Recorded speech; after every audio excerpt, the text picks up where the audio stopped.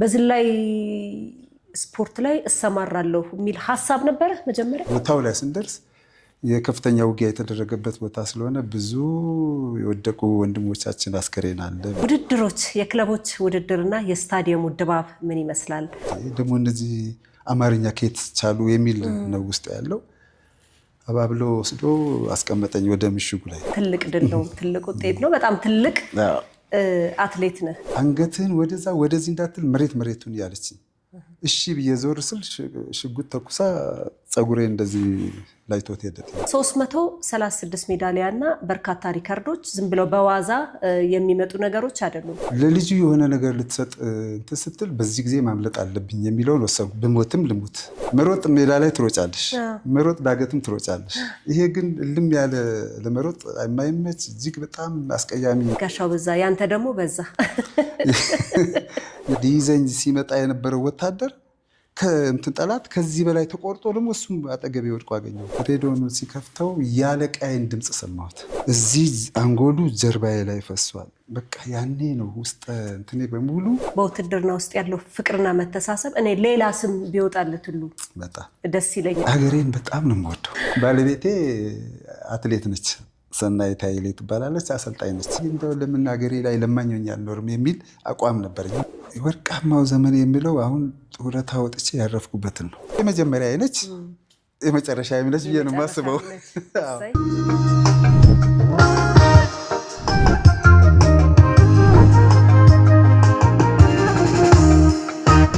ጤና ይስጥልን ክቡራን የቻናላችን ተከታታዮች እንደምን ሰንብታችኋል? ከእንደ ወይን ሚዲያ ዛሬም የጨዋ ወግ እንግዳችንን ይዘን ቀርበናል። ዛሬ ይዤላችሁ የቀረብኩት የጨዋ ወግ እንግዳይ በኢትዮጵያ የዝላይ ስፖርት ታሪክ ውስጥ የ336 ሜዳሊያ እና የበርካታ ሪከርዶች ባለቤት ነው።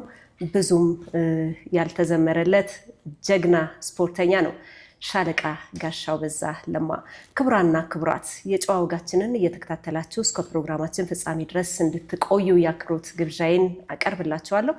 ቻናላችንን ሰብስክራይብ፣ ላይክ እና ሼር እያደረጋችሁ እስከ ፍጻሜው ድረስ አብራችሁን ሁኑ። የጨዋ ወጋችን ቀጠለ። መልካም ቆይታ። ሻለቃ በቅድሚያ ፈቃደኛ ሆነህ በዚህ በስቱዲዮአችን ስለተገኘ እጅግ አድርጌ ነው የማመሰግነው። እኔም በጣም ነው የማመሰግነው። አክብራችሁ ስለተጠራችሁኝ ከልብ አመሰግናለሁ። በነገርህ ላይ ሯጮችን አትሌቶች እንላቸዋለን አይደል? የጋራ መጠሪያቸው አትሌት የሚለው ነው። ዘላዮችን ማን እንበላቸው? ያው አትሌት ማለት ሁሉንም ያካተተ ነው። ውርወራ፣ ዝላይ፣ እርምጃና ሩጫን ሁሉንም ያካተተ በሙሉ አትሌት ነው የሚባለው። ኧረ እባክህ፣ እኔ እኮ ሯጮች ብቻ አይ ሁሉንም ይመስሉኝ ነበረ። ሁሉም አትሌት ነው የሚባለው። በጣም የሚገርም ነው። ስለዚህ አትሌት እያለን እንቀጥላለን ማለት ነው። ክቡራና ክቡራት እንግዲህ ቀደም ብዬ እንደነገርኳችሁ የዛሬው እንግዳዬ ሻለቃ ጋሻው በዛ ለማ የ336 ሜዳሊያ እና የበርካታ ሪከርዶች ባለቤት ነው ብያቸዋለሁ። ወደ ዝላይ ስፖርት የገባበት አጋጣሚም እንደዚሁ እጅግ በጣም አስደናቂ ነው። ከኛ ጋር እስከ ፍጻሜው ድረስ አብራችሁን ከቆያችሁ ዘና እያላችሁ ብዙ አስገራሚ ታሪኮችን ታደምጣላችሁ። እንደው ሻለቃ ከውትድርናውም ከድልና ከውጤቱም ልጅነቱ ይቀድማልና የልጅነት ህይወት ምን ይመስል ነበር? የት ተወልደህ የት አደግክ? ልጅነት ምን ይመስል ነበር? እኔ ተወልጄ ያደግኩት በምስራቅ ሐረርጌ ሀሮማያ ወረዳ አዴሌ የምትባል አነስተኛ የፍቅር ከተማ ነው የምንላት። እዛ የወታደር ልጅ ነኝ። ኧረ እባክህ! የወታደር ልጅ ነኝ። እዛ ጋር አንድ ካምፕ አለ፣ ትልቅ ካምፕ። እዛች ከተማ ነው ተወልጄ ያደግኩት። ያው ሁሉ ነገሬ በሙሉ ከውትድርና ህይወት ጋር የተያያዘ ነበር ማለት ይቻላል። አካባቢ ላይ የምታየውም ያለውም ነገር ሙሉ በሙሉ ወታደሮች እዛ አካባቢ ስላሉ ስፖርትም ሲሰሩ ከነሱ ጋር ነኝ አያለሁኝ። ትምህርት ቤቱም ከካምፑ አለፍ ብሎ ስለሆነ አጠቃላይ ህይወቴ በሙሉ ከዚህ ጋር የተያያዘ ነው ማለት ትችላለሁ። ስለዚህ ወደ ውትድርናው ለመግባት ምክንያት የሆነ የሚሆነው ወደ ውትድርናው እንድገባ ያደረገኝ ነገር አንደኛ የዛ አካባቢ ያለው የካምፕ ውስጥ የሚኖሩ ወታደሮች አለባበሳቸው፣ አረማመዳቸው፣ ስነ ምግባራቸው እና አጠቃላይ በማህበረሰቡ ዘንድ ያላቸው ፍቅር ወደዛ እንድገባ አድርጎኛል። እያየሁ ያደግከው ነገር እያየሁ ያደግኩት ነገር ስለሆነ ነው። እንግዲህ ከዚህ ቀደም በተለያየ የስራ አጋጣሚ ያወራኋቸው የመቻል ስፖርተኞች በቀደመው ዘመን ላይ በሰራዊቱ ውስጥ የውስጥ ስፖርታዊ ውድድሮች የሚባሉት ነገሮች በጣም ልዩ መልክ አላቸው። በርካታ ልጆች አንዳንዶቹ እንደውም እድሜያቸውም ሳይደርስ ጭምር ስፖርተኛ ሆናለሁ ብለው ውትድርናውን ለመቀላቀል ምክንያት የሆናቸው ይኸው ነው ብለው አጫውተው ነበር።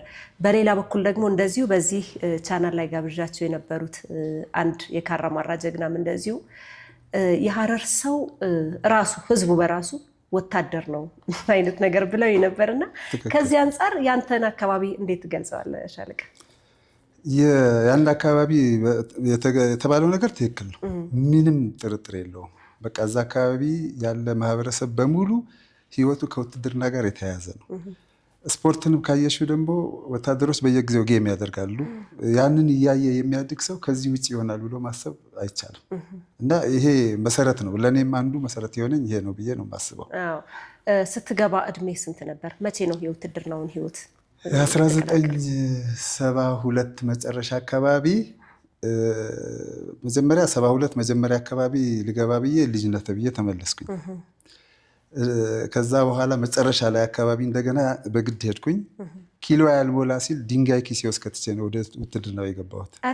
አንተ ኪሎ ገና ነው ስባል ድንጋይ 2 ኪሴ ውስጥ ከትቼ ነው ወደ ውትድርና የገባሁት እና የመግባት ፍላጎቴ ከፍተኛ ነበር። ስንት ዓመት ነበር ያኔ? ኦልሞስት ወደ 16 አካባቢ ነበር። ይፈቀድ ነበር? አንደሬጅ ነህ ብዬ ነው? አይፈቀድም፣ ግን 16 ሆኜ ግን 18 ነኝ ብዬ ነው የገባሁት። ያው ፍቅሩ ስለነበረ በዛ ሰዓት 18 ነኝ ያልኩ። አንተ ልጅ ነህ። በጣም የሚገርም ነገር ነው። እንግዲህ እንደ ማንኛውም ያው እድሜህ ባይደርስም እድሜ ይደርሷል ብለህ እየተጠራጠሩም ቢሆን ተቀብለዋል። ወታደራዊ ስልጠናውን ግን እንደ ማንኛውም በእድሜው መስፈርቱን እንደሚያሟላ ሰው አብረህ ሰለጠንክ? አዎ። ከዛ ወስደው ሜዲካል ምርመራ ምናምን ከተደረገ በኋላ ወደ ታጠቅ ጦር ማሰልጠኛ ጣቢያ ነው የገባ ነው። ስልጠናውን በሚገባ ተከታትያለሁኝ።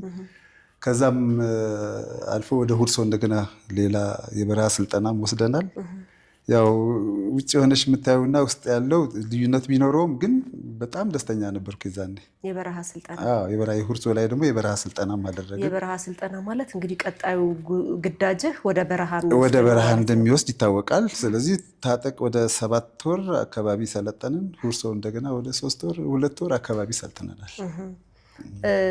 ከዛ በኋላ የመጀመሪያ ግዳጅህ ወዴት ሆነ?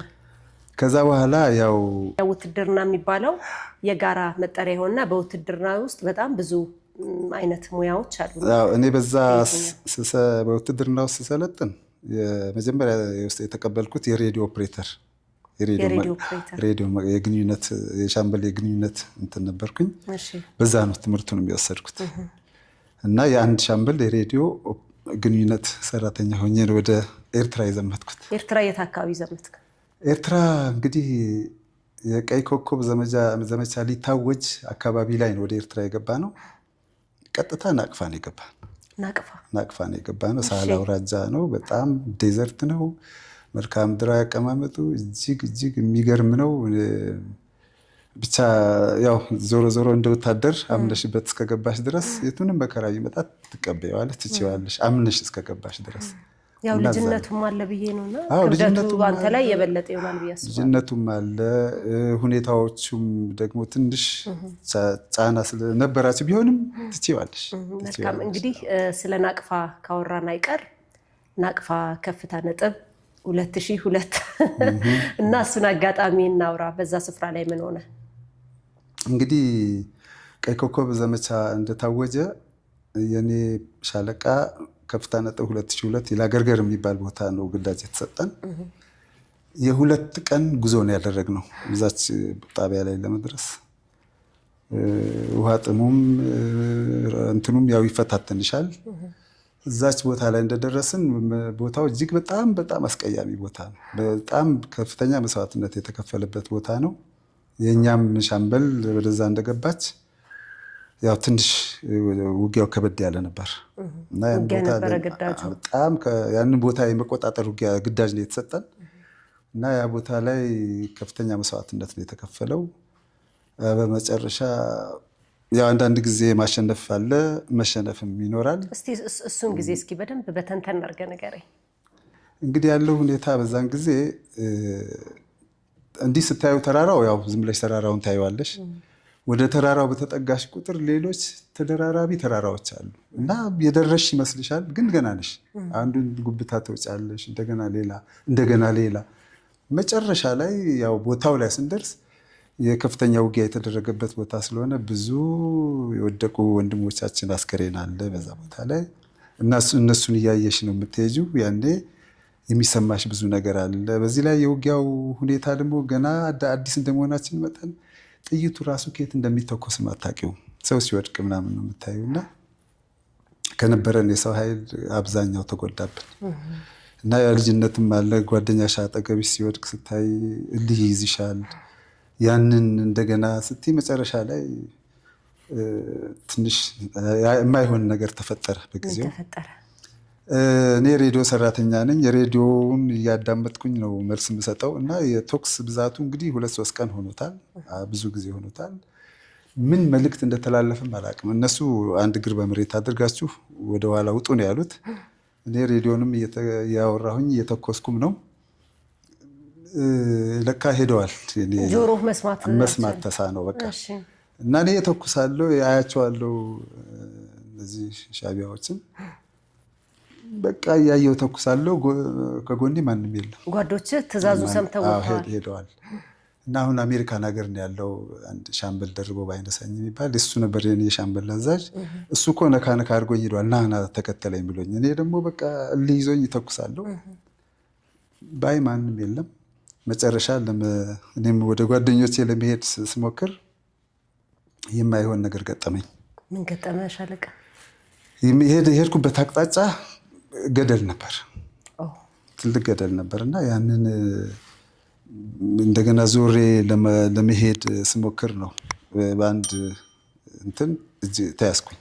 በጠላት ወታደር ተያዝኩኝ።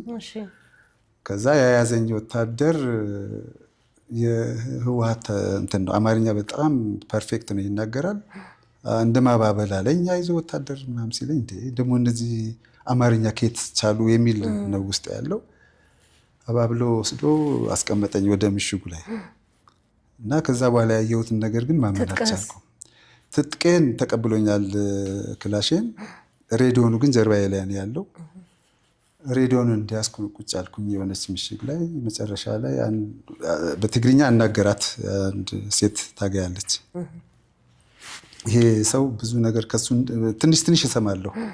በጣም ብዙ መረጃዎችን ከሱ ስለምናገኝ ምንም ነገር እንዳታደርጊው፣ ይቀመጥ፣ ተንከባከቢው። ምክንያቱም ሬዲዮ መገናኛ ይዛል እና ብዙ ዶክመንትም አለ እኔ ጋ። የብርጌዱ የሻለቃው ፍሪኮንሲም ከኔ ጋር ነው ያለው። እንደገና እንደዚህ ፍቺዎች አሉ አይደለ? በኋላ እሷ እሺ ችግር የለም ብላ እነሱ ወደ ውጊያው ሄደዋል። ትንሽ እንደቆየች አንተን የያዘ ሄዷል። ትንሽ እንደቆየች መሳደብ ጀመረች። አህያ ምናምን እያለች ሰድበኛለች። መጨረሻ ላይ ምን ሆና ነው ያኛው አባብሎ ነው ያመጣኝ፣ እቺ ደግሞ የምትናገረው ነገር በሙሉ ውስጤን እንትን እያለ መጨረሻ አንገትህን ወደዛ ወደዚህ እንዳትል መሬቱን እያለች። እሺ ብዬ ዞር ስል ሽጉጥ ተኩሳ ፀጉሬ እንደዚህ ላይቶት ሄደ ጥይቱ። አሁን ያኔ የምናውቀው ሻቢያ አልጎዳህም? አልነካኝም። ፀጉሬን ብቻ እንደዚህ ላይቶት ሄደ። ከዛ እንዲህ ያኔም የምንሰማው ሻቢያ እጅ እንዳትሰጡ፣ ከሰጣችሁ እጅና እግራችሁን እየቆረጠ ነው የሚያበላችሁ የሚልም እንትን ነበረ። ይሄ ነገር እውነት ነው፣ አባብላ ያመጣ ለዚህ ነው የሚል ውስጤ ያደረ። መጨረሻ ላይ አሁንም ደገመችና ተኮሰችብኝ። ልትገላ አስባ ነው ወይስ ምንድን ነው? ማስፈራራቷ ነው በሷ ቤት። ለዛም ነው አልማ ያልተኮሰችው። አጠገቧ ነኝ ያለሁት። ኦልሞስት 5 ሜትር ምናምን ቢሆን ነው። እሷ ባንከር ውስጥ ነው ያለችው። ግን በጣም የገረመኝ ነገር ህፃን ልጅ ደግሞ ይዛለች እና ህፃን ልጅ እንትን ሲል ሲጮህ ሰማሁ። ዞር ብዬ እንደዚህ ሰዓት ለልጁ የሆነ ነገር ልትሰጥ እንትን ስትል በዚህ ጊዜ ማምለጥ አለብኝ የሚለውን ወሰንኩ። ብሞትም ልሙት የሚለውን ወስኜ በቃ ሮጥኩ። መሮጥ ሜዳ ላይ ትሮጫለሽ፣ መሮጥ ዳገትም ትሮጫለሽ። ይሄ ግን እልም ያለ ለመሮጥ የማይመች እጅግ በጣም አስቀያሚ መልክዓ ምድራዊ አቀማመጥ ነው። ምን ገደላማ ነው? ገደላማ ነው። ዝም ብዬ በቃ ሮጥኩኝ። እየወደኩ እየተነሳው ሮጥኩ። ብዙ ጥይት ነው የተተኮሰብኝ። በጣም ብዙ ጥይት ነው የተተኮሰው። አንዱም አላገኘኝም። እና መጀመሪያ ገደሉ ጋር ደረስኩ። የያዘኝ ቦታ ላይ ደረስኩ። ስደርስ ይሄ አንተ ወታደር አይዞህ እያለ ያባበለኝ ጠላት የት ነው የምትሮጠው እያለ ወደ እኔ ይመጣል። የያዘህ ማለት ነው? መጀመሪያ የያዘህ ከላይ እየሮጠ ሲመጣ እዛ ውስጥ ልታስገድለኝ እንደው እዚሁ ገደል ገብቼ የሚሞት ይሻላል የሚለውን ወስኜ ገደሉን ዘለልኩት። ይሄን ገደል ስዘል ይሄ እኔ ሻምበል አዛዥ የነበረው ከገደሉ ማዶ ሆኖ እኔን ያያይ ነበር፣ ይከታተለኝ ነበር። አምልጧል በጣም ጥሩ እያለ ይነግራቸዋል፣ እንኳን አመለጠ እያለ። ምክንያቱም ገደል ውስጥ መግባቴን አይተዋል። እዛ የገባ ሰው ኦልሞስት ያንዴ ሲለካ ወደ 30 ሜትር ነበር። 30 ሜትር ነበር። እሱን ዘለ ሄድክ? ገባሁበት ወደ ውስጥ እንጂ። ይገርማል በጣም። እና ስደርስ እዛ ሳርፍ ይሄ ክረምት የሚመጣ ያሸዋ ደለል አለ። እሱ ላይ ነው ሄጄ የተሰካሁት። እና የተወሰነ ጊዜ ራሴን አላውቅም ነበር። ወደ ማታ ላይ ምናምን ይሄ እኔን ሊይዘኝ ሲመጣ የነበረው ወታደር ከእንትን ጠላት ከዚህ በላይ ተቆርጦ ደግሞ እሱም አጠገቤ ወድቆ አገኘሁት። ያባበለኝ ምንድን ነው ይሄ ነገር ምናምን ብዬ በቃ አሁን ጠላት ወዴት ወገን ወዴት የሚለው ነገር ዞሮብኛል። እና በዛን ጊዜ ምንም አማራጭ የለኝም። ከዛ ከገደሉ እንዴት ነው የምወጣው እያልኩኝ ነው የማሰላስል። እና ጨረቃዋ ወለል ብላለች። ሳይ የፈንጂም ማአት አጠገብ ነው ያረፍኩት። ፖምዝ የሚባል ፈንጂ እንዲህ ተጠምዶ አየሁት። እዛ ፖምዝ አለ ማለት ከስር ደግሞ ሌላ PMD6 ምናምን የሚባሉ አሉ ትናንሽ ፈንጂዎች። እነሱ ያናወጣለሁ ብለሽ ስትሄጂ ይሄ ደግሞ እንትን ይልሻል። ቦታው ላይ የነበረው የወገን ጦር ነው ወይስ የጠላት ጦር? የጠላት የጠመደው ፈንጂ ነው እንግዲህ እሱ።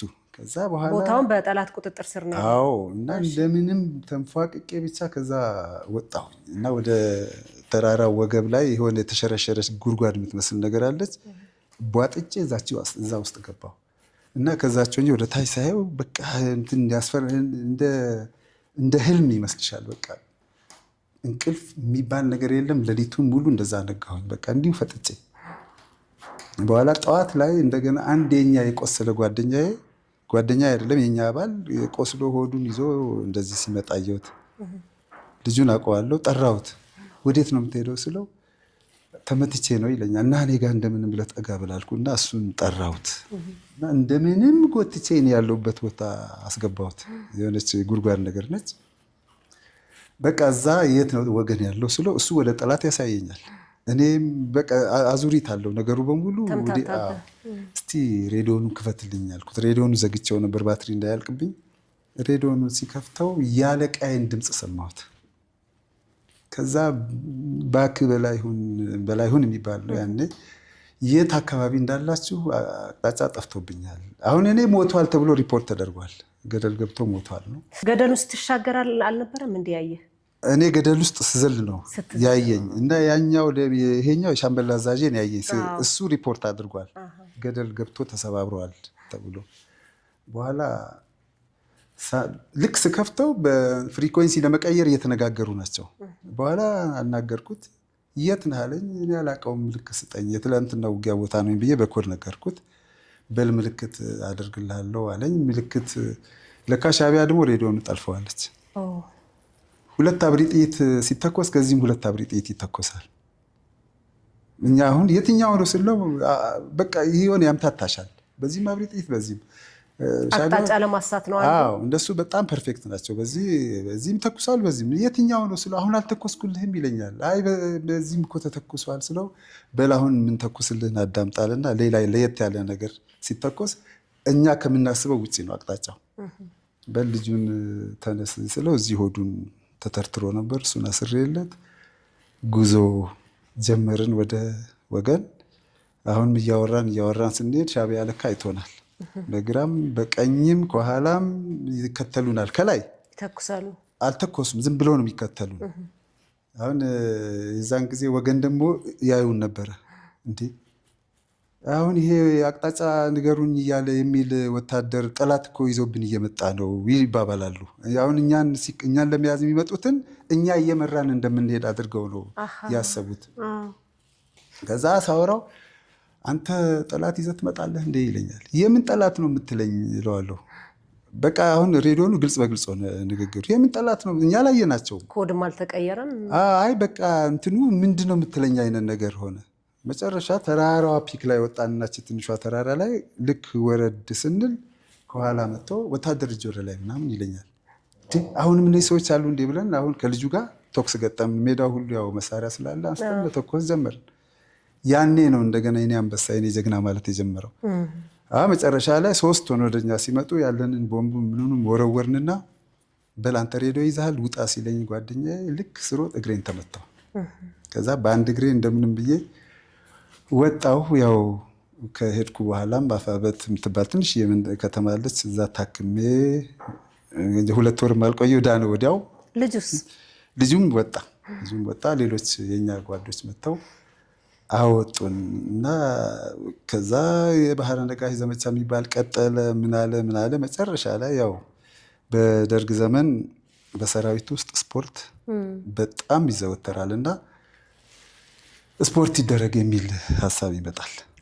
ውድድር በየክፍሉ ስፖርት ይደረግ የሚል ነገር ሲመጣ አሁን ጦርነቱ ጋባልና የአንጻራዊ ሰላም ተፈጠረ። የመልሶ ማቋቋም የሚባል ነገር አለ። የዛኔ ስፖርት ይደረግ የሚል ነገር ሲመጣ እኔ ግንባር ነኝ። በኋላ ይሄ ሻምበል ደርበው ባይነሳኝ የሚባለው አሁን አሜሪካ ነገር ነው ያለው። እሱ አንተ ጋሻው ይሄን ገደል ዝላይ አትችልም እንዴ ይለኛል። ኧረ እችላለሁ አልኩት። ሂድ እስቲ አለኝ። ቲክሲ የሚባል ቦታ አለ ከግንባር ሂድ። በቃ ሮጬ ወደ እዛ ቦታ ላይ ስደርስ እንደዚህ ቀሪ ክፍል ወታደሮች ኦፊሰሮች ምናምን አሉ። በጣም ረጃጅም የስፖርት ትጥቅ አድርገው ምናምን ለታንክ የተሰራ ምሽግ ላይ ይዘላሉ። ሲዘሉ ደረስኩኝ። አንድ ኮሎኔል ኢዮብ የሚባሉ ስማቸውን እስካሁን ማረሳው ኮሎኔል ከግንባር ነው የመጣሁት አልኳቸው። ጋሻው የምትባለው አንተ ነህ አለኝ። አዎ እስኪና ምናምን አሉኝ። ሄድኩና ሳይ በቃ በጣም የሮጠው ይመጡና 4 ሜትር ምናምን ነው የሚዘሉት። 4 ሜትር ይዘው ይጨበጨባል ሰራዊቱ ሙሉ። ያችን ምሽግ ለታንክ ተብሎ የተሰራው ምሽግ ላይ እየመጡ እያረፉ በቃ ጭብጨባው ለጉድ ነው። በኋላ እስቲ መጥቷል ከግንባር አንድ ልጅ እስቲ ያሉ። መወዳደሪያ የለኝም በባዶ እግሬ ነው። ፓንት እንኳን የለኝም እንኳን እንትን እና ይሄ ብሬዥኔቭ የሚባል ቁምጣ አለ እሱ ተሰጠኝ። በዛ እስቲ ሞክር ስባል እነሱ ከቅርብ ነው የሚንደረደሩት። እኔ ወደኋላ ሄጄ ተንደርድሬ ምሽጉን ሙሉ በሙሉ ዘለልኩት። ከነሱ በላይ ዘለልኩት። ምን ከነሱ በላይ በቃ ለሚዘሉት እነሱ እዚህ ጋር ነው፣ እኔ ምሽጉን ጨረስኩት። በቃ ተአምር ተባለ። ጭፈራው አንጠልጥለው ነው እንደ የተሸከሙኝ። እና ያቺ ነች የስፖርት መነሻ። ግን ማለት ያቺ እንትን ነች አጋጣሚ የሆነች ያቺ 30 ሜትር ያቺ ገደል ነች። ግን ከዛ ፊት በነበረው ህይወት ስፖርትን እያየ ካምፕ አካባቢ እንዳደገ አንድ የወታደር ልጅ የተለያዩ አይነት ስፖርቶች ይኖራሉ። አላውቅም ዝላይ ይኖር አይኖር በወቅቱና በዝላይ ስፖርት ላይ እሰማራለሁ የሚል ሀሳብ ነበረ መጀመሪያ? በነገራችን ላይ ገና ልጅ ሆኜ የትምህርት ቤቶች ውድድር አለ። የትምህርት ቤቶች ውድድር ጊዜ አሁን ይሄ ሻምበል ደርቦ ያልኩሽ አሜሪካን ሀገር የሚኖረው እሱ ከወታደር ክፍል የሀረር አውራጃን ወክሎ ድሬዳዋ ላይ ስንወዳደር፣ እኔ ደግሞ በወጣትነት እድሜ ተማሪ ሆኜ ስወዳደር በዝላይ ነበር የምወዳደር የነበረው። በዝላይና በ100 ሜትር ነበር የምወዳደረው። እና ይሄ አሁን የምልሽ ሻምበል ደርበው ስለ ውትድርና ይነግረኝ ነበር። ውትድርና ትንሽ ይከብዳል እንደዚህ ይመክረኝ ነበር። አትግባ ተው አንተ ትምህርትን ተማሪ ይለኝ ነበር። አጋጣሚ ሆኖ ግን እኔ ውትድርና ስገባ እሱ የኔ ሻምበል አዛዥ ሆኖ የተገናኘ ነው። መክሬ መጣህ ብሎ ሁሉ ገስጾኛል። እና ይሄ ሻምበል ደግሞ በውጊያም እጅግ በጣም ጎበዝ ሻምበል ነበር። በጣም ጎበዝ ሻምበል ነበር። እና የኔ የውድድር ስሜቴ ዝላዩ ብቻም አልነበርም። ዝላይ 2 ዝላይ እዘላለሁ። ሱሉ ዝላይ እና ርዝመት ዝላይ 100 ሜትር ሮጣለሁ እና 4 ውድድሮች ነበር የማደርገው። ከዛ ከምልመላው በኋላ ማለት ነው። ከምልመላው በኋላ ያ 7 ሜትሩን ከዘለልክ በኋላ ከዛ በኋላ በቃ በሁሉም ውድድር ማሸነፍ ሆነ። እና በጣም የሚገርምሽ ነገር ይሄም ሻምበል ይወዳደር ስለነበረ ኦፊሰር ነው በዛን ጊዜ ኦፊሰሮችን ማውጣትም ትንሽ ይከብዳል ነበረ። እሱ ራሱ እኮ ይወዳደራል ትምህርት ቤቶች ሐረር አውራጃን ወክሎ ተወዳድረዋል ብዬ ነግሬ ያስመጣሁትም እኔ ነኝ። ሻምበል አዛዡ እሱም መጣ። አፋበት ደረስን። አፋበትም አንደኛ ወጣን። የሚገርምሽ ነገር ስፖርት በሰራዊቱ ውስጥ አፋበት የሚባል ቦታ ላይ አሁን በየትኛው እኔ እሱ እንትን ይደገማል የሚል እምነት የለኝም። ሙሉ ሰራዊቱ ሜዳውን ሞልቶት የኔን ውድድር ለማየት ከክፍለ ጦር አዛዥ ጀምሮ እስከ እዝ አዛዡ ድረስ ወንበር ተቀምጦላቸው በቃ ከስሜት ነበር የሚያዩት ነበር እና በጣም በሚገርም ሁኔታ ነበር ለኔ የነበራቸው እንትን የተለየ ነበር። ግን አጋጣሚ ከዛም የዙ ውድድር አሸንፈን አስመራም አሸነፍኩኝ እንትን ወደ አዲስ አበባ መጥቼ የዛኑ ጊዜ የብሔራዊ ቡድን የተመረጥኩት። ክቡራና ክቡራት የእንደ ወይን ሚዲያ ተከታታዮች ከአትሌት ሻለቃ ጋሻው በዛለማ ጋር እያደረግን ያለው ቆይታ አሁንም እንደቀጠለ ነው። ቻናላችንን ሰብስክራይብ፣ ላይክ እና ሼር እያደረጋችሁ ይሄንን ውብ የሆነ ጨዋ ወግ እንድትከታተሉ በድጋሚ ጋብዛችኋለሁ። ተመልሰን ወደ ጨዋ ወጋችን አለፍን። ወደ አዲስ አበባ መጥተህ ብሔራዊ ቡድን ውስጥ ገባ። እሱ ሂደት ምን ይመስል ነበር? ያኔ ከአስመራ ኤርትራን ክፍለ ሀገር ወክዬ መጣሁ ወደዚህ። እዚህ ስመጣ የኢትዮጵያ ሻምፒዮና ነው የሚደረግ የነበረው። አሸነፍኩኝ። ሳሸንፍ አንድ ሮልፍ ጉበርት የሚባል ጀርመናዊ አሰልጣኝ ነው የመጀመሪያ የመለመለኝ እኔን ነው። በቃ አንተ ነምበር 1 ብሎ መለመለኝ። እዚህ መቻል ስፖርት ክለብ 1979 ዓመተ ምህረት ገባሁ። ወደ መቻል ገባሁ። ልክ እንደገባሁኝ ዊዝን 1 መንዝ ነው ወደ ጀርመን ሄድኩት ለስልጠና ለ3 ወር ከምናምን ጀርመን ገባል። እና ያሳለፍኩትን ህይወት እዛ ጀርመን ቁጭ ብዬ ሳስበው በቃ ጓደኞቼ ምናምን ሳስብ አለቅስ ነበር። እንዴ ሰው ህይወቱ በአንድ ጊዜ እንዴት እንደዚህ ይሆናል? እነዛን የመሳሰሉ ጓደኞቼ እዛ አጥቼ አሁን እኔ እዚህ መጣሁ በቃ እንትን ይሆነኛል። ገባሽ? ያንተን ስኬት ሳይሆን ያጣቸው ጓደኞች። አዎ በጣም ውስጤ እንትን ይል ነበር። በተለይ አንድ ጓደኛዬን እንዴት እንዳጣሁት ሳስበው እስካሁን ያመኛል። እስካሁን ድረስ እንዴት ነበር ያጣው? ሻለቃ ውጊያ ላይ ነው። በጣም ከባድ ውጊያ ነበርና ፈርስት ኤደር ነው እሱ። ሞገስ ይባላል። ሞገስ ቦረና ስሙም አይረሳኝም። ትንሽ ልጅ ነው። በጣም ነው የምንዋደደውና እግሩን ይመታል። ይሄ አጥንቱ ይሰበራል። የታፋው አጥንቱ አሁን የመሸሽ እያፈገፈግን ነበረ በጊዜው። አስቻለው የሚባል ዘመቻ መኮንን ነበር እና አስቻለው አስነሳኝ ይለዋል። አሁን አንተ እንዴት በቃ እስቲ ነይ አጋሹ ይለኝና እኔን ሬዲዮኑን ይቀበለኛል። በልሞገስ እንዲህ ሲቀበለኝ ደስ ነው ያለኝ። ምክንያቱም እሱ ማውጣት በቃ እንትን ነበር። ከዛ እሱም እርዳኝ እንግዲህ አግዘኝ ሞገስ አልኩት። እሺ ያለ አዝየው በጣም ሮጥኩ። ትልቅ ብዙ ጥይት ነበር የሚተኮስ የነበረው። አዝየው በጣም ሮጥኩ። ዚግዛግ ያልኩ በቃ እንቅ አድርጎ ያዘ። መጨረሻ ላይ ለቀቀኝ። ሲለቀኝ እዛ በባዶ በኩል ሽፋን ይሰጡ የነበሩት ጣለው ይሉኛል። ለምንድን ነው የምጥለው እያልኩ በቃ እጄት እንትኑ ሜዳውን አቋርጬ ድንጋይ ስር ገብቼ ቁጭ አደረኩት። ሞገስ ብያየዋለሁ። ይሄ ተፈርክሷል።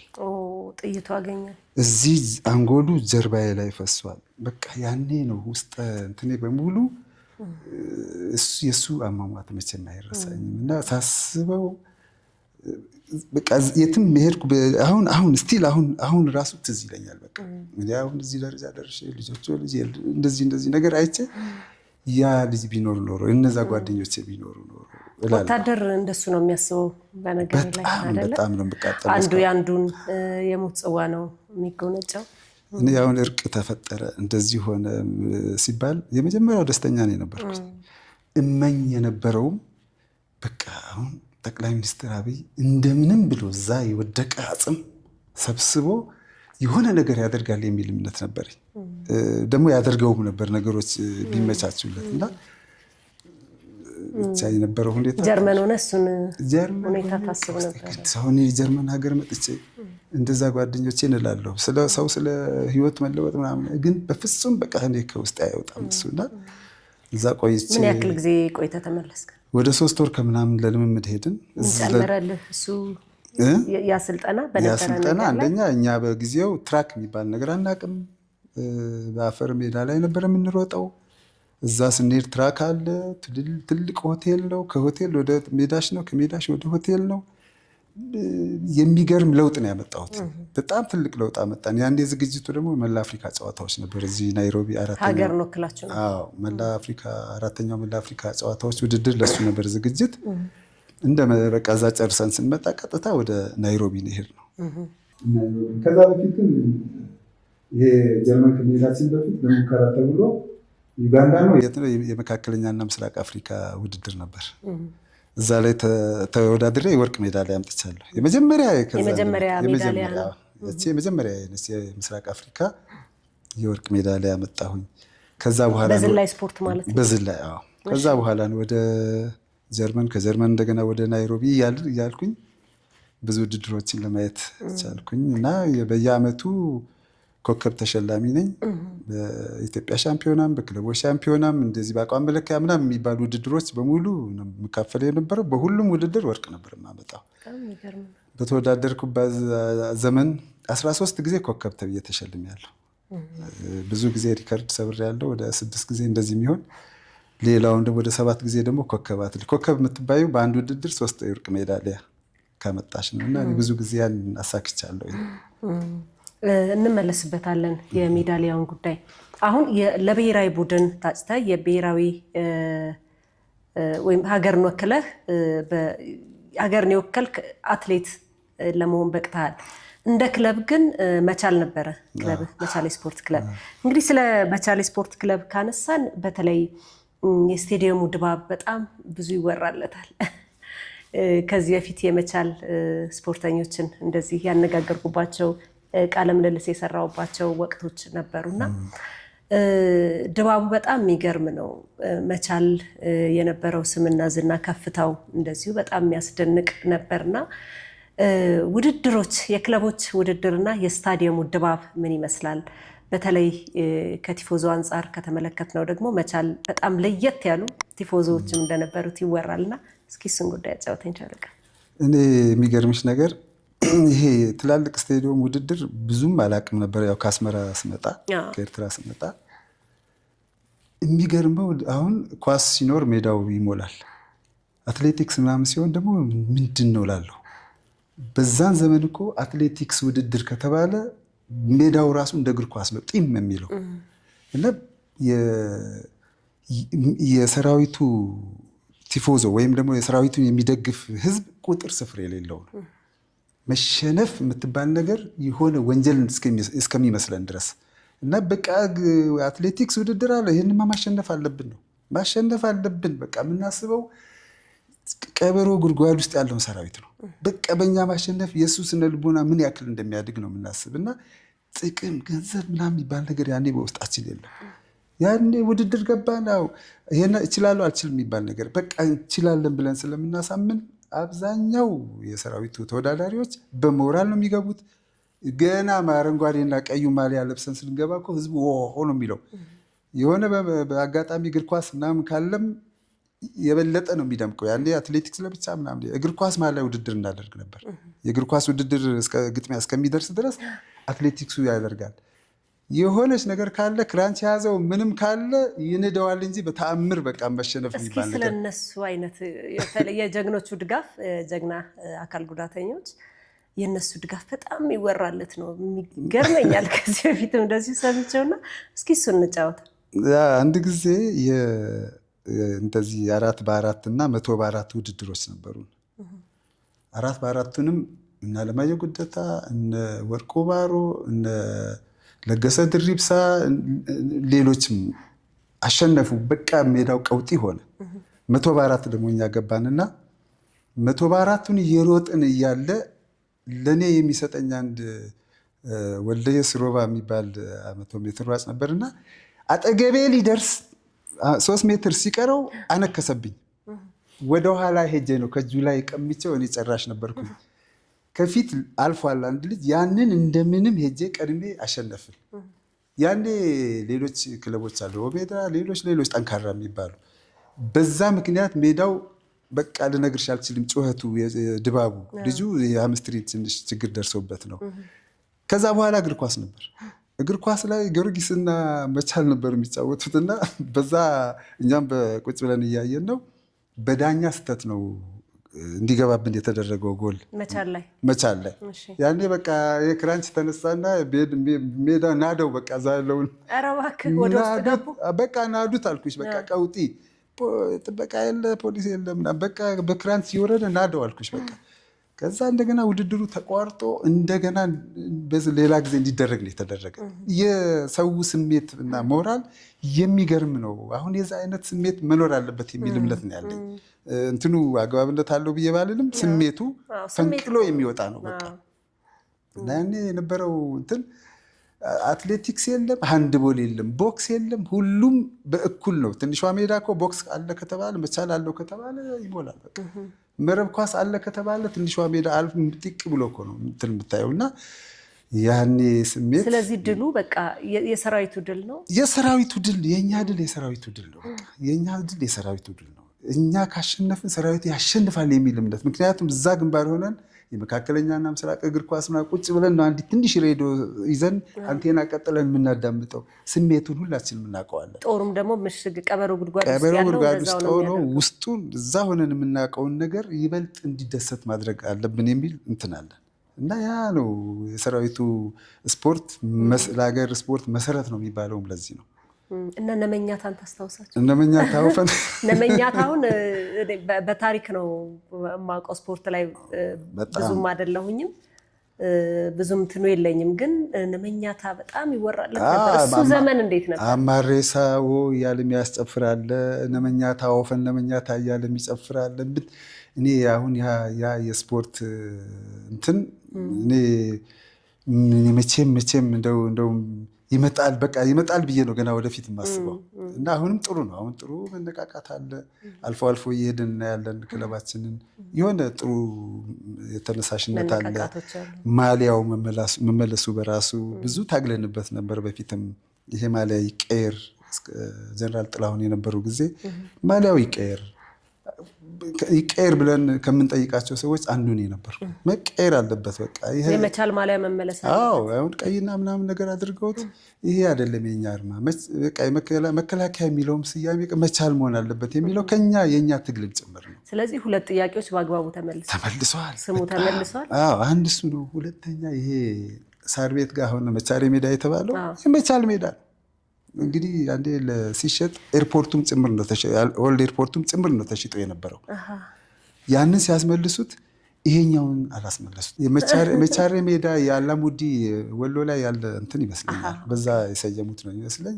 አሁን ያ ቤት ራሱ መመለስን መቻል አለበት ብለን ብዙ ታግለናል።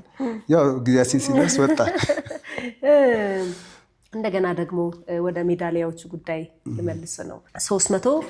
336 ሜዳሊያ አላውቅም። በጣም ትልቅ ድል ነው፣ ትልቅ ውጤት ነው። በጣም ትልቅ አትሌት ነህ።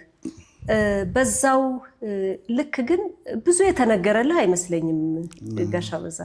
ምክንያቱም ለአካባቢው እንዳለኝ ቅርበት እኔ ራሴ በዚህ ልክ ስላንተ አላውቅም ነበርና 336 ሜዳሊያ እና በርካታ ሪከርዶች ዝም ብለው በዋዛ የሚመጡ ነገሮች አይደሉም። እዛ ላይ ለመድረስ የሄድክበት መንገድ ምን ይመስል ነበር? የሚገርምሽ ነገር እኔ ያው ሜዳሊያ ብዛቱ ወይም ይሄ እንትኑ አይደለም። አሁን ይሄ በከፊል ነው እንጂ በከፊል ነች። ይህም ፎቶ እዛ እንትን መከላከያ አለ በትልቁ አለ አይተሽው ከሆነ ግን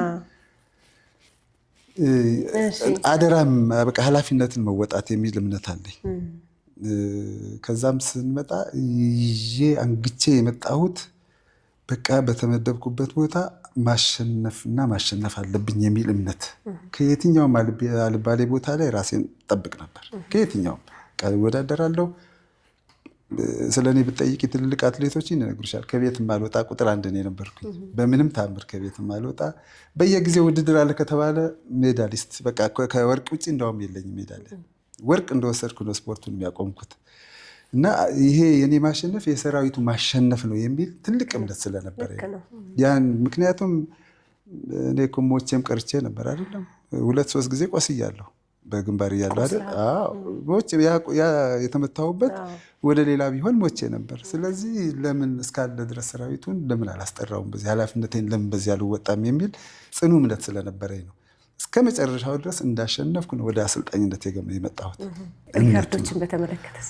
ሪከርድ እንግዲህ የኔ ሪከርድ 1979 ከኤርትራ እንደመጣሁ 79 ነው የርዝመት ዝላይ ሪከርድ አዲስ ሪከርድ የሰበርኩት።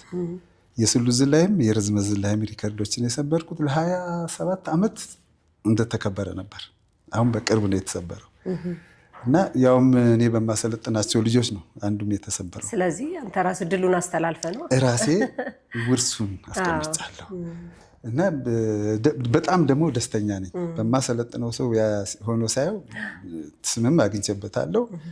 የመቻል ስፖርት ክለብ የዝላይ ቡድን አሰልጣኝ ሆኜ ሰርቻለሁ። የመቻል ስፖርት ክለብ አትሌቲክስ ቡድን ዋና አሰልጣኝ ሆኜም ሰርቻለሁ። የብሔራዊ ቡድን አሰልጣኝ ዋና አሰልጣኝ ሆኜ ረጅም ጊዜ ሰርቻለሁ። ሰርተሃል? ረጅም ጊዜ። የአሰልጣኝነት ህይወት ምን አይነት ዲሲፕሊንን ይጠይቃል? እንግዲህ አሰልጣኝ ስትሆኝ በጣም ጠንካራ መሆን አለብሽ። ጠንካራ መሆን ብቻ አይደለም፣ የእያንዳንዱን አትሌት ስነልቦና ማወቅ መቻል አለብሽ። ዝም ብለሽ ፕሮግራም አውጥተሽ ብቻ ይሄን አድርግ ሳይሆን ማንበብ መቻል አለብሽ። 20-30 አትሌት ቢኖርሽ የ20-30ም አትሌት አንድ አይነት አይደለም። ማንበብ አለብሽ። አንዳንዱ ቁርስ ሳይበላም ይመጣል፣ ራስ ሳይበላ ቁርስ ሳይበላም ይመጣል። በብሔራዊ ቡድን በተለይ ሳሰራ ያንን የግድ መስራት አለብህ አይደለም፣ እንትኑን ማንበብ መቻል አለብሽ። ስነ ልቦናውን ማየት አለብሽ እንጂ በሂድ በለው አይነት ነገር ከሆነ ከጥቅሙ ጉዳቱ ነው የሚያመዝነው። እንጂ አሁን በአብዛኛው እኔ በነበርኩበት በአሰልጣኝነት ዘመኔም 98% የመቻል ውጤት ነበር። 98% አትሌቶችን በመመልመልም መልምሎም በማሳደግም ጥሩ ውጤት በማስመጣትም ረገድ እኛን የሚያክል ማንም አልነበረም። ምን ያክል ዓመት ሰራ? በተለይ የብሔራዊ ቡድን አሰልጣኝ ሆነ? ብሔራዊ ቡድን አሰልጣኝ የሆንኩት ከ1993 እስከ 2009 ድረስ ብሔራዊ ቡድን አሰልጥኛለሁ። ውጤቱ ምን ይመስል ነበር? ውጤት ያው በአፍሪካ ወጣቶች ሻምፒዮና ላይ 2 ብርና 1 ነሐስ አስገኝቻለሁ። አልጄሪያ በተደረገው ውድድር ላይ እኔ ነበርኩኝ ይዤ ሄድኩትኝ የወጣቶችን። ብቻ በውጤት ደረጃ ጥሩ ነበር፣ በጣም ጥሩ ነበር። ከዛ እንግዲህ ጡረታ ስትወጪ ደግሞ ጥለሽ አመስግነሽ ትወጫለሽ። በጣም የሚገርም እኮ ነው። ለ38 ዓመታት ያክል ነው በውትድርና ህይወት ውስጥ የቆየው። አዎ ከተራዘመው ከምን ጋር ሲደመር አንተ ራስህ እኮ ገና 38 ዓመት ነው የሚመስለው። ምንድን ነው ሚስጥሩ? በጣም ይኸውልህ አሁን የገረመኝ ከአንተ ጋር በዚህ ሚዲያ እንኳን ያቀረብኳቸው 3 ሰዎች በውትድርና ህይወት ውስጥ ያለፉ ናቸውና እድሜ የሚሉትን አይተህ እንደገና እንደዚህ ደግሞ ቁመናቸውን ስታየው በፍጹም የማይገናኝ ነገር ነውና ከዚህ በፊት የነበሩት ሁለቱም የራሳቸው ምክንያት ነግረውኛል። ያ ውትድርና በራሱ የስነ ልቦናም የአካላዊ ጥንካሬ ምንጭ በመሆኑና ጋሻው በዛ፣ ያንተ ደግሞ በዛ። የኔ እንግዲህ ምንድነው የኔ ተፈጥሮ ያስተዳደገ ምን እንደሆነ አላውቅም። አሁን ቂም የሚባል ነገር የለኝም። ምንም አሁን ተጣልቼ አሁን እረሳለሁ። እንደውም ረስቼ በጣም የተጣላሁትን ሰው ረስቼ ማወራበት ጊዜ አለ። ይሄ ውስጤ ላይ የማስቀረው ነገር የለም። አንድ እሱ ነው። ሁለተኛ ኤክሰርሳይዝ ሰራለሁ፣ አሁንም ሰራለሁ። ካልሰራሁ እንደውም ያመኛል። እሱ ነው። ሌላ ከዚህ ከአመጋገብ ጋር ከምናምን ሰው እንትን ይላል። እኔ ያገኘሁትን ነው የምበላው። ምንም እኔ አሁን በ11 ዓመቴ ነው 12 ዓመቴ ጦር ኃይሎች ሄጄ ቼክ አደረግኩኝ እና ዶክተሩ ራሱ በጣም ነው የገረመው። ለምንድን ነው የማያመኝ ብለህ መሆን አለበት? እንዲሁ ቼክ ማድረግ አለበት እንዲሁ ቆይ እስኪ ምናምን ብዬ ሄጄ ቼክ ሳደርግ በጣም ነው የገረመው። ስንት ዓመት ነው እያለኝ ያው እድሜውን እንደዚህ ይገርመዋል። በጣም ጥሩ ነው ያለው ብላ እንግዲህ ያው የእግዚአብሔር ስጦታም ጭምር ነው ይመስለኝ። ይገርም ነው በጣም። የወጣትነት ዘመንህ እንዴት አለፈ?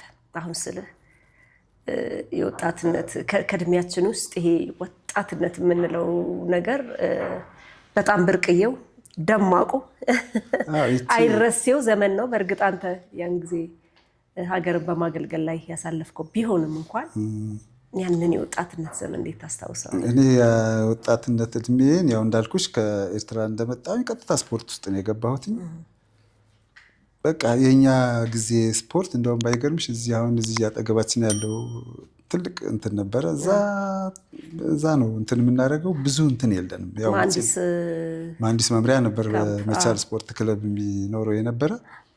ምንም እኔ እንደዚህ ያሳልፍ ያለሁ ብዬ ደስታ ምናምን ነገር የለኝም። ግን ስፖርትና ስፖርት ብቻ ስፖርትና ስፖርት ነው። በቃ ተወዳደርሽ መጣሽ፣ ስንተኛ ወጣ፣ አይዞ ነገ ታሸንፋለህ ከማለት ውጭ ምንም አይነት እኔ ሳገባም በጣም ዘግይቼ ነው ያገባሁት።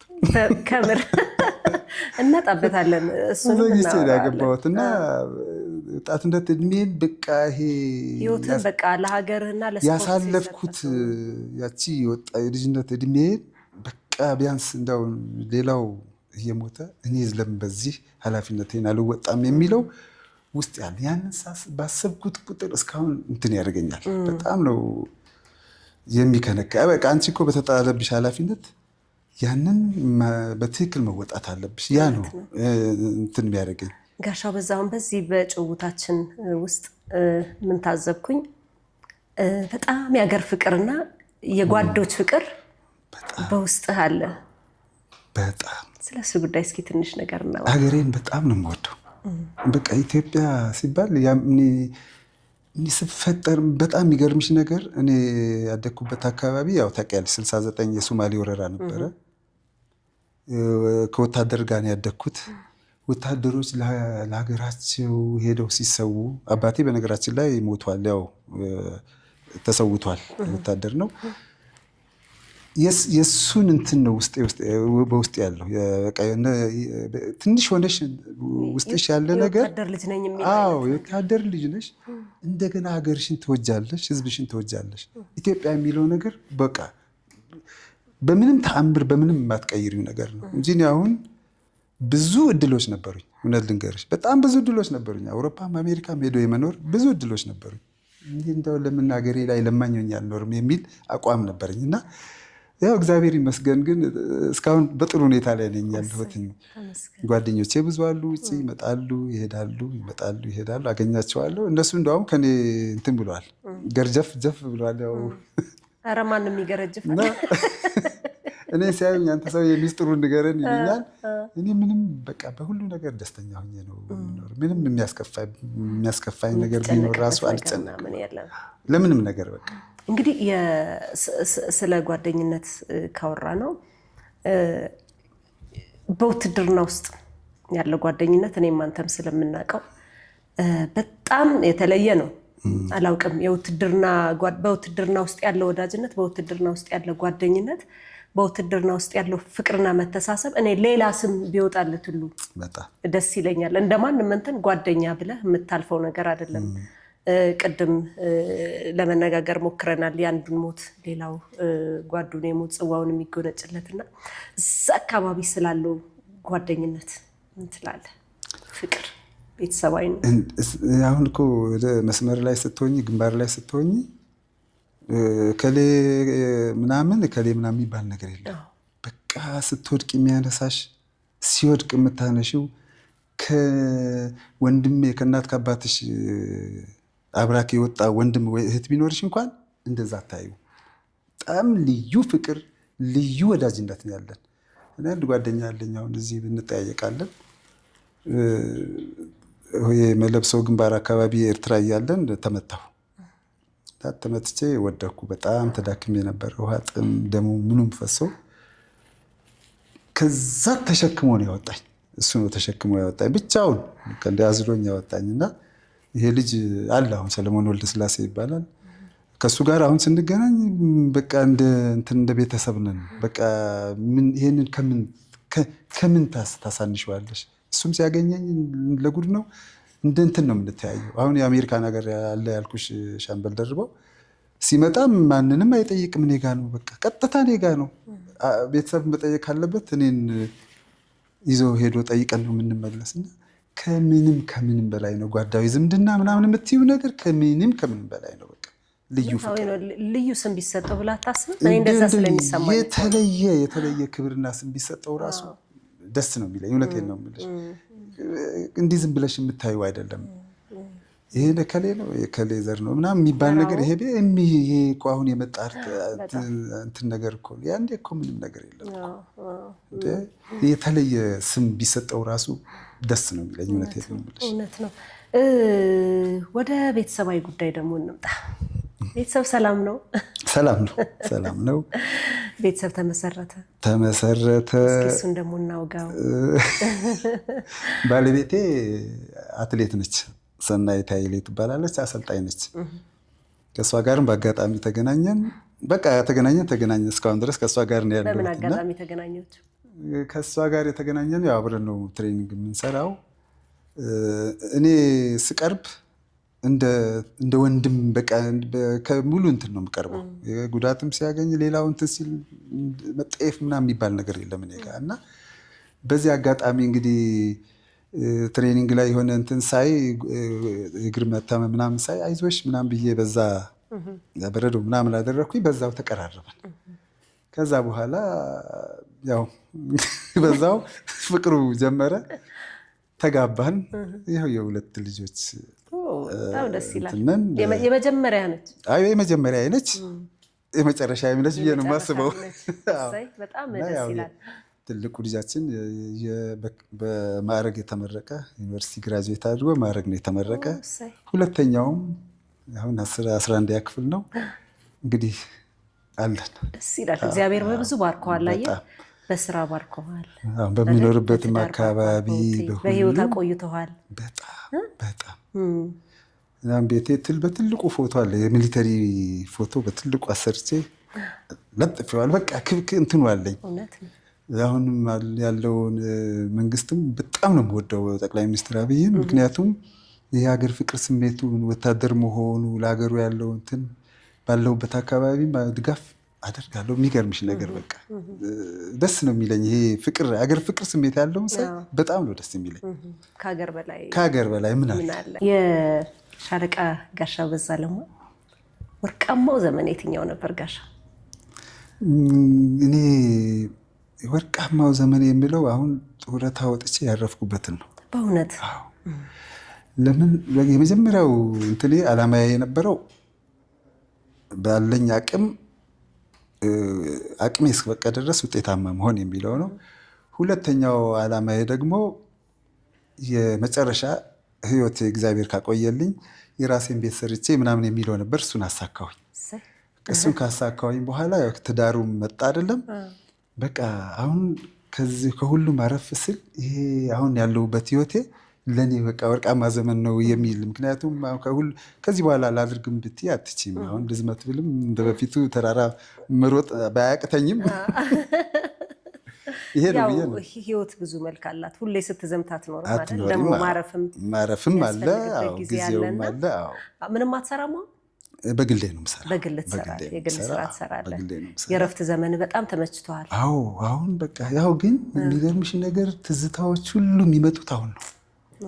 እረፍት ሲኖርሽ እንደው አንዳንድ ጊዜ ይመጡብኛል። በቃ የስፖርቱን ተይው፣ ያ የግንባሩ ነው የሚመጣብኝ። በቃ ያስታውል በቃ አንዳንዴ እረፍ ስትይ እውነት እንደው እነዛ የተሰው ወንድሞች በህይወት ቢኖር እኮ እነሱም እንደኔ የሆኑ ነበር እላለሁ። በቃ አንዳንዴ የከፈልሽለት ዋጋ ከንቱ ሲሆን ስታዩ ደግሞ ያቃጥልሻል።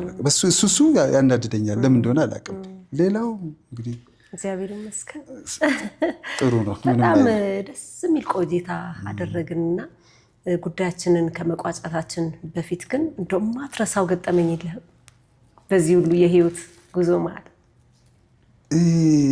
የማረሳው አንድ ጊዜ ለውድድር ውጭ ወተን ሰብሰብ ብለን ነው የምንሄደው። ያው ውጭ ብዙ እንግዳ ነበር ነው የሆነ እቃ ያለው የሱቅ ላይ የተደረደረ እቃ ዝም ብዬ እያየሁ ሴት ጓደኞቼ የሉም፣ ከጠገቤ የሉም። የት ነው ቦታ? ሃንጋሪ ነው። እንዴ ወዴት ሄዱ? ላብ ያዘኝ። በቃ ወደዚህ ሂዱ፣ ወደዚህ ሂዱ። መሀል መንገድ ላይ ቆሜ የቀረው በቃ በኋላ አንድ ፈረንጅ እንደዚህ ኢትዮጵያውያን ምናምን ብለው እያለኝ ይሄዳል። እንደዚህ ብለው አንደኛውን በዚህ ጋር እስቲ ሞክራለኝ። ትንሽ ሄድ እንዳልኩኝ ሌላ መስቀለኛ መንገድ አየሁ። በዚህም ባይ የለም። በቃ በጣም የደነገጥኩበት ጊዜ ቢኖር ያኔ ነው። እንግዲህ ቢጠፉብኝ የት ብዬ ነበር የሚሄደው በሰው ሀገር። እሱ አይረሳኝም። ያስጨነቀኝ ነገር ቢኖር እሱ ነው። አንድ ገጠመኝ እሱ ነው። በጣም የተደሰትክበት ወቅትስ? የተደሰትኩበት ጊዜ እኔ ከጦርነት ጋር ነው የማያይዘው። የባህረ ነጋሽ ዘመቻ ጊዜ ብዙ ጊዜ ጉዳቱ ወደኛ ነበር የሚያመዝነው እና በአንድ ወቅት አንድ ጨዋን የሚባል ቦታ ላይ ሻይ አፍልተን ዝም ብለን እየተጫወትን ነው። ለካ ሻዕቢያ ደግሶልናል። ከፍተኛ ኃይል ይዞ እየመጣ ነው እና የሚመጣው ደግሞ ይሄ ጭጋግ የሚባል አለ ኤርትራ ውስጥ። አንዳንድ ጊዜ ጭጋግ ይመጣና እኔን ቅርብ ለቅርብ እንኳን የማትተያይበት አጋጣሚ አለ። ይሸፍንሻል እና ሻይ የጠጣን ሻይ ቅጠል አይደለም፣ ስኳሩን አቅልጠሽ ነው ውሃ ውስጥ ጨምረሽ አፍልተሽ እንደ ሻይ የምትጠቀሚው እና ያ ኮቾሮ እየነከርሽ ትበያለሽ። ያንን ቀና ብለህ እንደዚህ ሰውዬ ምንድን ነው የሚሮጠው ይላል አንድ ጓደኛዬ። ይሄ እኮ ሻዕቢያ ነው እንላለን። እንዲህ ታዲያ እዚህ ሊሰጥ ነው ቆይ እስቲ ምናምን እያልን እንጠብቃለን። መጨረሻ ድንጋይ ስር ቆመና መተኮስ ጀምር። መታ ነው ለካስ ከሱ በስተጀርባ እንደ ጉንዳን ይፈላሉ ወደኛ እኛን ለማጥቃት። ኧረ ሻዕቢያ ብለን ደግሞ ይሄ ኤርትራ ጭጋግ፣ አሁን ጭጋግ በ5-10 ደቂቃ ውስጥ ደግሞ ግልጥ የሚል ነው ስናይ ትርምስምስምስ ይላሉ። እንደ ሜዳ ነገር አለ። በኋላ ሬዲዮ ምናምን ቶሎ በል ተባለ። ያኔ ሻዕቢያ ሲመታ ያየሁት ለመጀመሪያ ጊዜ ያኔ ነው። በኃይለኛው ከባድ መሳሪያ ቢኤም ምን ውርጅብኝ ነው የወረደባቸው እና ከምሽግ ወጥተን ያጠቃ ነው። ያኔ የተሰማኝ ደስታ ልነግርሽ አልችልም። በቃ ጦሩ ሁሉ ወጥቶ ቂሙን የተበቀለው ማለት ትችላለች። የነበረው ሞራል የነበረው ወኔ የወደቀ የሻዕቢያ አስከሬን ለጉድ ነበር እና ያኔ የነበረኝ ደስታ መቼም አልረሳውም። ምክንያቱም ብዙ ጊዜ ጉዳት ወደኛ ነበር፣ አጥቂ ጦር ስለነበር ያኔ ሁልጊዜ ሀዘኑ ምኑ ቁጭቱ እንደዚህ እንትን ይልብሽ ነበርና እንደዛ አይነት ነገር ደግሞ ሲገጥምሽ የነበረ ደስታ ልነግርሽ አልችልም። ህይወቴ ውስጥ ባይሆን ባያጋጥመኝ ጥሩ ነበር የምትለው ሳለ? እንደው ምን ባያጋጥመኝ እልሻለሁ። በቃ ቅድም የነገርኩሽ ነው። ይሄ ጓደኛዬን ላድነው ሞክሬ ላይ እንደተሸከምኩት ጭንቅላቱ ያው ለእኔ የተተኮሰ ነው። እንደው ቢድንልኝ ባያጋጥመኝ ኖሮ ደስ ይለኝ ነበር። በጣም ደስ ይለኝ እና እሱ ይቆጨኛል በጣም። ይሄ ነው፣ ሌላ እንትን የሚለኝ ነገር የለም። እስቲ እንደው በስተመጨረሻ ማመስገን የምትፈልጋቸው ዋጋ መስጠት የምትፈልገው ጉዳይ ካለ ደግሞ የመጨረሻውን እድል ደስ ያለውን ጉዳይ እንድትገልጽ ላንተ ደስ ሻለቃ። እኔ ማመስገን የምፈልገው አንደኛ ይሄ አሁን ያልኩሽ እኔ ሻምበል አዛዥ የነበረው የመጀመሪያ መሰረት የጣልልኝ ሻምበል ደርበው ባይነሳኝ አሜሪካን ሀገር ያለው እሱ ነው። ከዛች ጉድጓድ እንደወጣ ያደረገኝ እሱ። ያንን ባያደርግ ኖሮ እስካሁን ላልኖርም እችላለሁ። እሱን ላመሰግነው እወዳለሁ። ከዛ ውጭ ባለቤቴን በጣም አመሰግናታለሁ። እስካሁን አብረናለን እየኖርን ነው። ሌላ እንደው ቢሆን ብዬ ያልኩሽ ቅድም የነገርኩሽ ነገር እንደው ሰላም ተፈጥሮ ከኤርትራ ጋር ጓዳዊ ዝምድናው ኖሮ እኛ ኤርትራና የኢትዮጵያ ሕዝቦች አንድ ነን አይደለም? ተፈጥሮ አንድ አይነት ሆነን እዛ የወደቀ አጽም ተሰብስቦ አንድ ላይ እንደው ሐውልት ተሰርቶለት ቢቀመጥ ይሄንን ነው እኔ እንደው ምኞቴም ሁልጊዜም የምመኘው ይሄንን ነው። ከዛ ውጭ በህይወት እያለው አባይ ተገድቦ አየሁኝ። ነዳጅ አሁን እየወጣ ነው። ይህንን እንደው በህይወት ኖረሽ ማየት በራሱ በሀሳብ ነበር አይደለም? አባይ ሲባል ነበር። አሁን ያንን አየው፣ መታደል ነው። አሁን ደግሞ ነዳጅ ተመልከች፣ ሌላም። ስለዚህ ይሄን ማየት በራሱ መታደል ነው። እንደው ይሄን ለሰሩ ሰዎች ምስጋና ይግባቸው። በቃ ሌላ ያው ምስጋናን ደርሷል።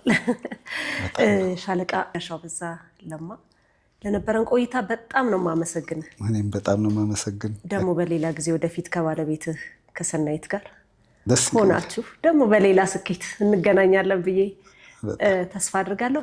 በጣም ነው የማመሰግንህ። ስደውልልህ በቃ ምንም እንዳይከብደኝ አድርገህ ችግር አለ ና ያልሽኝ ጋር እመጣልሻለሁ ና ያልከኝና ቅንነትህን በጣም ነው ያደነኩት። በጣም ነው የማመሰግንህ። ረጅም እድሜና ጤና ከቤተሰብ ጋር እመኝልሃለሁ ጋሻው። እናንተም አክብራችሁ ስለጠራችሁኝ ስለጋበዛችሁኝ ከልብ ነው የማመሰግነው። ደግሞም በጣም አድናቂሽ ነኝ። ፕሮግራሞችሽን በመከላከያ ቴሌቪዥን ላይም ብዙ ጊዜ እከታተላለሁ። የመጽሐፍ ምርቃትሽ በጣም ነው አምልጦኝ አያውቅም ፕሮግራምሽ እና በርቺ፣ አንቺም ጠንክሩልን፣ ኑሩልን። በጣም ነው የማመሰግነው። አመሰግናለሁ ጋሻው።